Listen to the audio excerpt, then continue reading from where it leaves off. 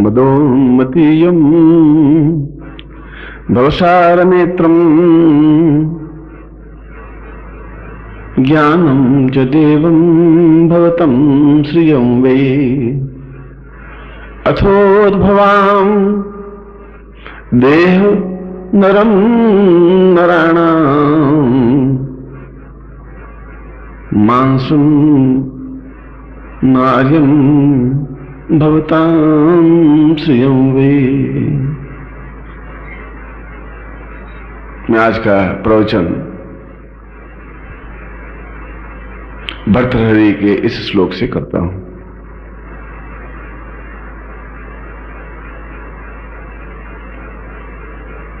भर्तृहरि के श्लोक मुझे इसलिए प्रिय हैं, उन्होंने जीवन के तीनों अंगों को जी भर करके जिया है। तीन अंग हैं, एक राज्य सम्मान, राजा, वैभव, धन, यश, प्रतिष्ठा और जय जयकार। क्योंकि भर्तृहरि एक राजा था और चक्रवर्ती राजा था। पूरे भूमंडल पर, पूरे आर्यावर्त पर उसका शासन था और उसने जितनी कुशलता के साथ, जितनी श्रेष्ठता के साथ राज्य किया, नीति के साथ, वैसा अभी तक उससे पहले विक्रमादित्य ने तो किया था, मगर फिर कोई शासक ऐसा शासन नहीं कर पाया जिस शासन में निरंतर उन्नति होती रही। उसने उस जीवन को भी देखा। उसके बाद उसने वैभव देखा, श्रृंगार देखा, और श्रृंगार में भी वो आकंठ डूबा रहा। ऐसा हुआ कि शिकार में जाता और किसी भी सुंदर लड़की को, तो राजा था, ला करके अपने राज और निवास में डाल देता, रख देता।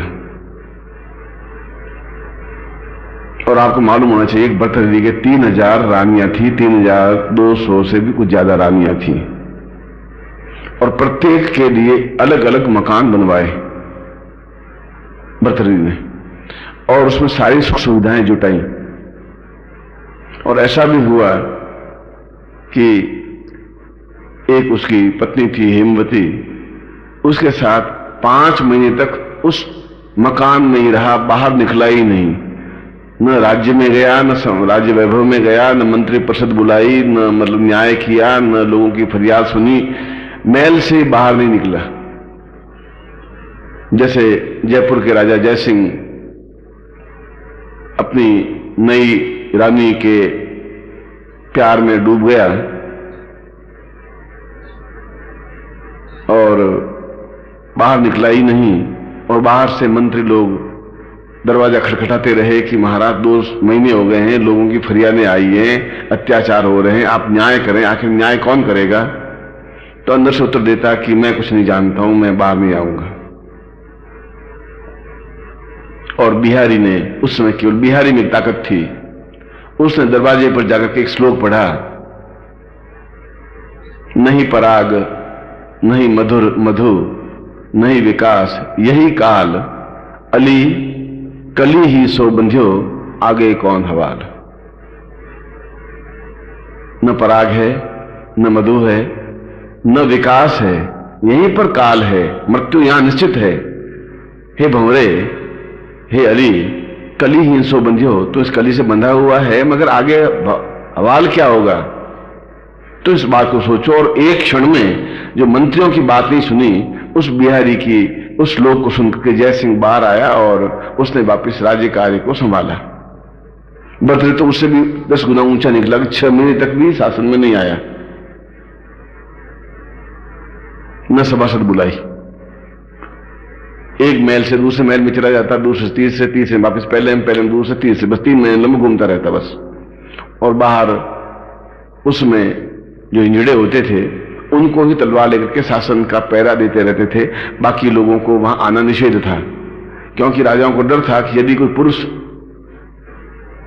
यदि पहरा देगा तो शायद रानी बिगड़ जाए, उसके साथ भाग जाए, कुछ पता नहीं, इसलिए डर रहता था। स्त्रियों को पैरा देने की क्षमता नहीं थी, इसलिए आज तक भी जोधपुर के राजघराने में भी इंजड़े ही पैरा देते हैं उस निवास के चारों तरफ। बाकी राज्यों में भी देते ही होंगे। तो उसने राज्य भोग को भी पूर्ण क्षमता के साथ जिया, आज तक नहीं जी सका। और उसके बाद में एक दिन उसको चोट लगी, और चोट भी एक भयंकर लगी।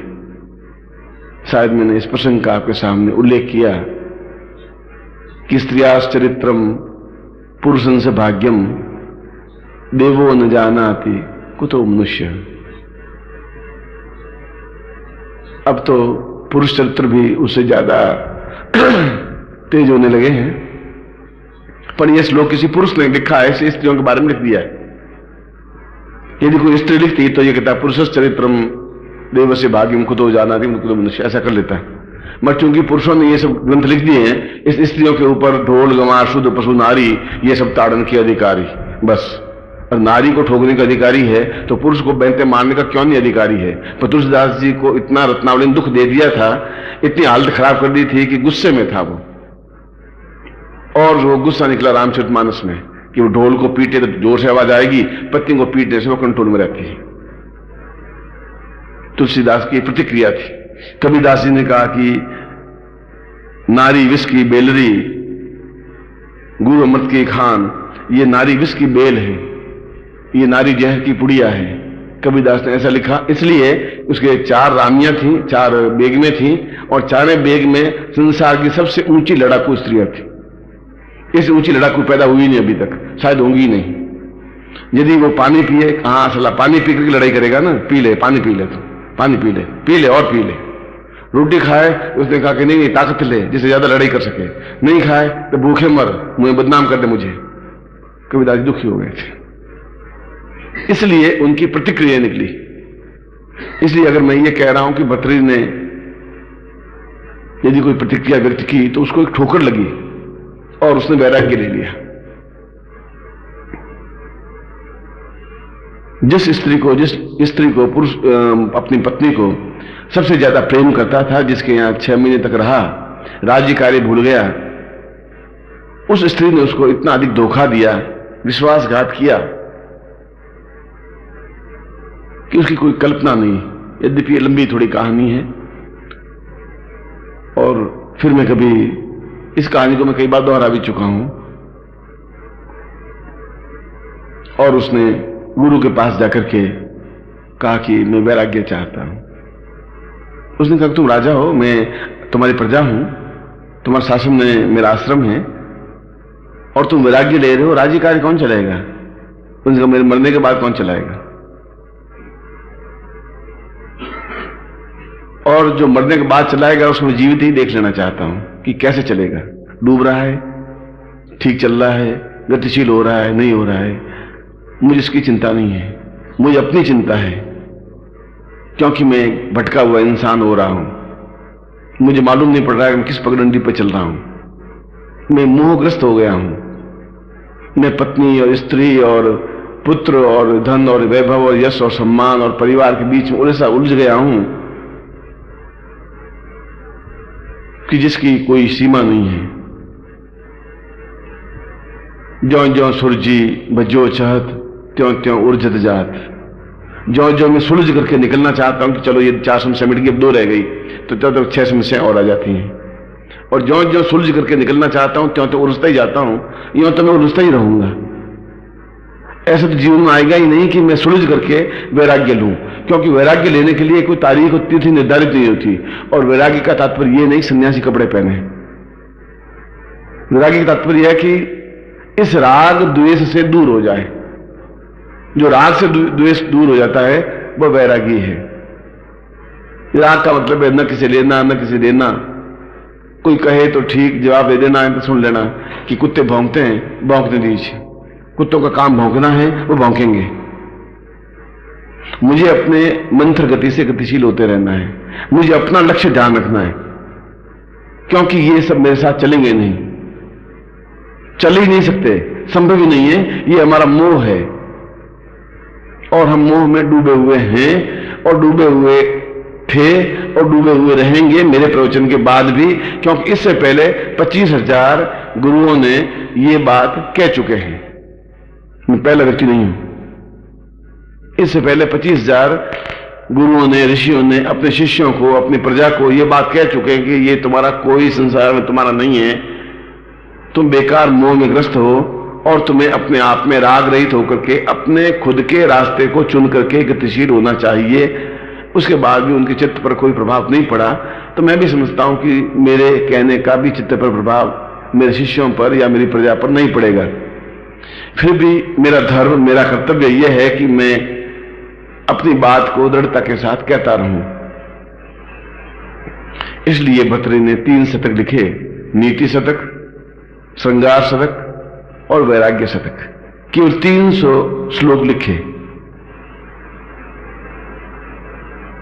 यह भी एक अलग कहानी है कि उन्होंने 300 श्लोक क्यों लिखे और इन श्लोकों में क्या विशेषता है। नीति श्लोक हमारे यहाँ पुस्तकालय में है, ये वैराग्य शतक और ये नीति शतक और भर्तृहरि शतक, तीनों श्लोक। मेरे कहने का तात्पर्य यह था कि भर्तृहरि ने एक बहुत अच्छा श्लोक लिखा है उस वैराग्य शतक में। उसमें नीति शतक भी है, दाक्षिण्यम सुजने दया परिजने शाठ्यम सदातुजने प्रीति साधुजने नयो नृपजने। यह एक नीति शतक का एक श्लोक है, 100 श्लोकों में से एक वैराग्य शतक का है, अर्धम चंद्र नत्वा शरभ शेतायाम सखिन सतांग प्रोद्भूतो श्रियतष्णु मधुमंदिरतो हर्म पृष्ठे विभक्ते संभोग क्लांत क्लांताम शीतल भुजलताम तर्जितम कर्करितो ज्योत्स्ना भिन्नाच धारम पिबतिन सलिलम शार्दम मंद भाग्य। ये श्रृंगार शतक में लिखा है। इससे ऊंचा श्रृंगार का कोई श्लोक आज तक लिखा ही नहीं गया, कालिदास भी नहीं लिख सका। अगर इस श्लोक की व्याख्या की जाए तो एक आदमी उत्तेजित होकर के एकदम से कुछ भी करने के लिए तैयार हो जाए, चाहे फिर जेल जाना पड़े उसको, यदि इसकी व्याख्या कर दी जाए। तो इतना उच्च कोटि का ये, या इतना एक सेक्स में डूबा हुआ श्लोक है, भोग में डूबा हुआ श्लोक है, भोग में श्लोक है। उसी कवि ने, उसी राजा ने एक वैराग्य शतक भी लिखा। उस वैराग्य शतक में लिखा कि पुरुष और स्त्री दोनों के प्रति मोह रखना और अपने परिवार के पुरुष और स्त्रियों के प्रति मोह रखना सबसे ज्यादा मूर्खता और अज्ञानता है। इसलिए कि हम ए ग्रेड के अव्वल नंबर के मूर्ख हैं, इसलिए मोह रखते हैं। इंसान लिखा है, क्योंकि मैं अपने अनुभव के आधार पर कह रहा हूं। उसने कहा क्योंकि मैंने भोगा है, मैंने देखा है, अनुभव किया है। मैंने स्त्री के रूप को भी देखा है, प्रेमिका के रूप को भी देखा है और उसकी कुटिलता को भी देखा है, उसी स्त्री की जिसके प्रति मैं जान दे रहा था, प्राण दे रहा था। मैंने उस परिवार को भी देखा है जिसके लिए दिन रात दौड़ता रहा, और जब मुझे तकलीफ हुई तब एक भी मेरे पास मंडराया नहीं, मेरे पास आया नहीं, मेरा दुख दूर किया नहीं, मुझे सांत्वना दी नहीं। वे अपने राग रंग में डूबे रहे, शराब पीते रहे और श्वास गुरुओं की आवाज सुनते रहे। और मैंने इस बात को निश्चय कर चुका हूं, समझ चुका हूं कि वैराग्य से ऊंची कोई चीज नहीं है, क्योंकि वैराग्य मेवा भयम, उसने कहा भोगे रोग भयम, कुलेचुरी भयम, वित्ते नृपालाद भयम, मौने दैन्य भयम, बले रिपु भयम, रूपे जराया भयम, शास्त्रे वाद भयम, गुणे खल भयम, काये कतांताद भयम, सर्वम वस्तु भयान्वितम भविर्नाम वैराग्य मेवा भयम। सब चीजों में भय है। मैं किसी लड़की से बात करूं तो भय है, मैं कोई चीज चुपके खा लूं तो भय है। वैराग्य में कुछ है ही नहीं साला, एक कुर्ता है, एक लंगोट है साला, और क्या है। और कुर्ता धोती पहने हुए तो मेरा कुछ है ही नहीं। पत्नी है तो अपनी जगह है, अपने खुद जलेगी, खुद खाएगी पिएगी, अपने मौज मस्ती रहेगी, मेरा क्या। मैं मान लो बहुत पीड़ित हूं भी, पत्नी मेरी कितनी सेवा कर रही है। अब मैं यहां बैठा हूं, मेरी पत्नी जोधपुर बैठी, फिजिकली कितनी सेवा हो रही है, आप कल्पना करिए। मानसिक सेवा तो इसलिए मैं उनका पति हूं, वो मेरी पत्नी है। ये मैं अपने खुद का उदाहरण दे रहा हूं, मैं किसी का भी उदाहरण दे सकता हूं। मगर हम उस मोहग्रस्त में हैं और भर्तृ करेंगे, रहेंगे और वैराग्य की कोई तारीख नहीं है। भाई 50 साल के बाद वैराग्य लेना चाहिए, 80 साल के बाद वैराग्य लेना चाहिए। जितना विलंब से लेता है उतना ही समय वो बर्बाद करता है। जो चेत जाता है वैराग्य ले लेता है, अपना काम करता रहता है, घर में भी रहता है, मगर अपने आप में निष्प्रह रहता है कि ये सब व्यर्थ है, मेरे जीवन का लक्ष्य ये नहीं है।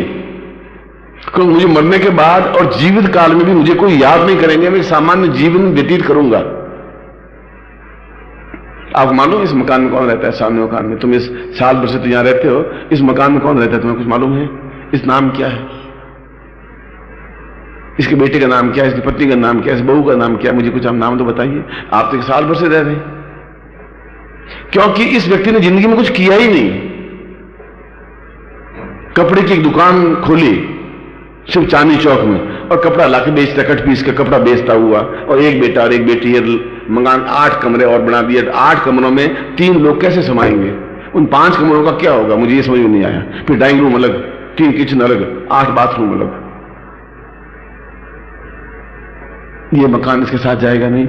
मगर हमें क्यों याद नहीं है इसका नाम, और भर्तृ का नाम क्यों याद है? इसलिए कि ये राग युक्त है, भर्तृ वैराग्य युक्त था। डिफरेंस इतना था।